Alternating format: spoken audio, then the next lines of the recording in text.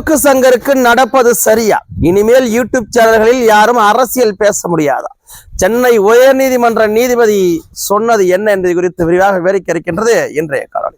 பேரன்பில் ஒரு எத்தப்பு கொடுத்த உறவுகளுக்கு வணக்கம். நான் உங்க மயிலாமர் கார்த்தி. சவுக்கு சங்கரை பத்தி தான் இன்னைக்கு தமிழ்நாடே பேசிக்கிட்டு இருக்கு. ஏன் நம்மளுடைய கமெண்ட் செக்ஷன்ல முழுக்க நம்மள்கிட்ட கேட்ட கேள்வியும் சவுக்கு சங்கரை பத்தி தான்.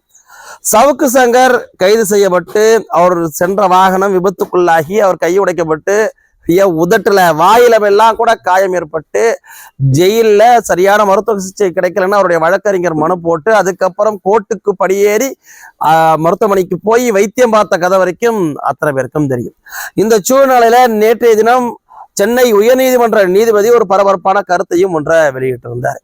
சவுக்கு சங்கர் சிக்கனத்திற்கு முதல் காரணம் யாருன்னு பாத்தீங்கன்னா ரெட்பிக்ஸ் சேனல்ல இருக்கக்கூடிய ஜெரால்டு தான். ஏன்னா அவன் தான் சவுக்கு சங்கரை தூண்டி விடுறது, எப்படினாலும் பேசுற அப்படின்ட்டு. அந்த ஜெரால்டு ஒரு முன்ஜாமீன் மனு ஒண்ணு போட்டிருந்தாப்புல, இப்படி இருந்தாலும் சவுக்கு சங்கர் சிக்கிட்டா அடுத்து நம்ம தான் அப்படி என்று ஜெரால்டு ஒரு முன்ஜாமீன் மனு போட்டிருந்தாப்புல. அந்த முன்ஜாமீன் மனு மீது நேற்று விசாரணைக்கு வந்திருந்த போது ஜெரால்டு தான் குற்றவாளியில முதன்மையான குற்றவாளியா சேர்க்க வேண்டியது. தங்கள்கிட்ட பேட்டி கொடுக்க வரவர்கள்ட்ட எல்லாம் தூண்டி விட்டு நீங்க இப்படி பேசுங்க அப்படி பேசுங்க என்று அவர்களை தூண்டி விட்டு அதன் மூலமாக வன்மத்தை கக்கறதுக்கு காரணம் ஜெரால்டு தானே. ஜெரால்டுக்கு எதிரான வழக்கறிஞர் வாதிட்ட போது உயர்நீதிமன்ற நீதிபதி அவர்கள் இதுதான் சரியான நேரம் யூடியூப்களை கட்டுப்படுத்துவதற்கு என்று கருத்து கூறியிருந்தார். ஒரு யூடியூபரா என்னுடைய கருத்துமே அதுதான். ஏன்னா யூடியூப் சேனலை ஒரு ஆக்கப்பூர்வமா பயன்படுத்திக்கலாமே தவிர வெறுப்பு உமிழ்வதற்கும் வன்மத்தை கக்கறதுக்கும் அடிப்படை ஆதாரமற்ற தகவல்களை பரப்புறதுக்கு மட்டுமே பயன்படுத்துறதுக்கு அல்ல யூடியூப் சேனல்.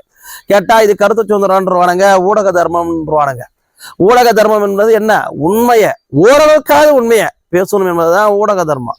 உண்மையே பேசக்கூடாது என்பது இல்லை ஊடக தர்மம். இன்னைக்கு சவுக்கு சங்கருக்கு வந்த வினைக்கு முதற் காரணம் சவுக்கு சங்கருடைய வாயத்தான். என்ன பேசுறோம் ஏது பேசுறோம்ன்றது இல்லாம அடிப்படை ஆதாரம் இல்லாம எவன் வேணாலும் காசை வாங்கிட்டு புழுதி வாரி இறைக்கலாம் என்ற கோட்பாட்டுல சவுக்கு சங்கர் தெரிஞ்சுக்கிட்டு இருந்ததுனால தான் சவுக்கு சங்கருக்கு இந்த நிலைமை. அது மட்டும் இல்லாம நீங்க நிறைய சேனலை பார்த்துருக்கலாம். இப்போ ஒரு சில சேனல் எல்லாம் ஏதோ ஒரு கோட்பாடுடைய அடிப்படையில இயங்குவாங்க. இப்ப நீங்க நாம் தமிழர் கட்சியினுடைய சேனலாக இருந்தாலும் சரி, பாஜகவுடைய சேனலாக இருந்தாலும் சரி, திராவிட முன்னேற்ற கழகத்தினுடைய சேனலாக இருந்தாலும் சரி, அவருடைய சொல்ற கருத்துகள் பொய்யா கூட இருக்குமே தவிர அவர்கள் பேசுறது உண்மைக்கு மாறாக இருக்குமே கூட தவிர, ஆனால் அவர்கள் ஒரு கோட்பாடை வச்சுட்டு அந்த கோட்பாடை நியாயப்படுத்துவதற்காக முயற்சிப்பாங்க. ஆனால் சவுக்கு சங்கருக்கு அப்படிலாம் இல்லை. அன்னைக்கு நம்ம வாயில என்ன வந்துச்சோ அதை வாந்தி எடுத்துட்டு போவோம். எவன் வந்து நம்மளை கேள்வி கேட்க போறான், எவனை வேணாலும் நம்ம பேசலாம் என்னுடைய அப்படியான சிந்தனைக்கு அவன் போயிட்டான். அவன் இதுவரைக்கும் வன்மத்தை கக்காத நபர்களே இல்லை. ஒரு சில பேர் சொல்லியிருந்தாங்க இவர்களுக்கு எதிராக மட்டும்தான் வன்ம பேச்சு பேசியிருந்தான், எல்லாருக்கும் எதிராக வன்ம பேச்சு பேசியிருந்தான், அதே மாதிரி எல்லா பாலினத்திற்கு எதிராகவும் வன்ம பேச்சு பேசியிருந்தான். இன்னைக்கு அவன் சிக்கிரிக்கிறதுக்கு பெண்களை அவதூறா பேசினா என்று, பெண் காவலர்களை அவதூறா பேசினா என்று சொல்லப்பட்டுதான் அவன் சிக்கி இருக்கிறான்.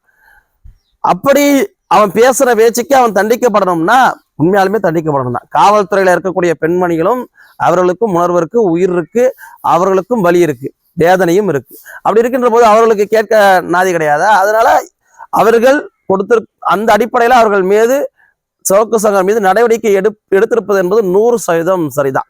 இன்னொன்னு அந்த ரெட்பிக்ஸ் ஜெரால்டு இன்னைக்கு நம்ம நிறைய பேட்டி எடுக்கிற போதே தெரியும், நாங்களுமே அதெல்லாம் சந்திச்சிருக்கிறோம். யாராவது ஒருத்தவங்க போனோம்னா கேள்வி வந்து முதல்ல தான் கொடுப்பாங்க, இல்ல இந்த வீடியோ ட்ரெண்ட் ஆகணும் அதனால இப்படி பேசுங்க, எப்படி உண்மையை பேசணும்னு இல்லை, இப்படி பேசுங்க, இப்படி மாத்தி பேசுங்க, அவரை திட்டுங்க இவரை திட்டுங்க என்பது போலத்தான் அந்த வயோலியோடைய பேட்டி அமைஞ்சிருக்கு. அப்படி அதை தூண்டுறது யாருன்னா ஜெரால்டா தான் இருக்கும். ஏன்னா இதே ரெட்பிக்ஸ் ஜெரால்டு நம்ம கடலூர் மாவட்டத்தை சேர்ந்த ஒரு பாமக முக்கிய பிரமுகருக்கு எதிராக அடிப்படை ஆதாரமற்ற உண்மைத்தன்மை இல்லாத ஒரு விஷயத்தையும் பேசியிருந்தா என்பதை யாராலையும் மறுத்து விடவும் முடியாது.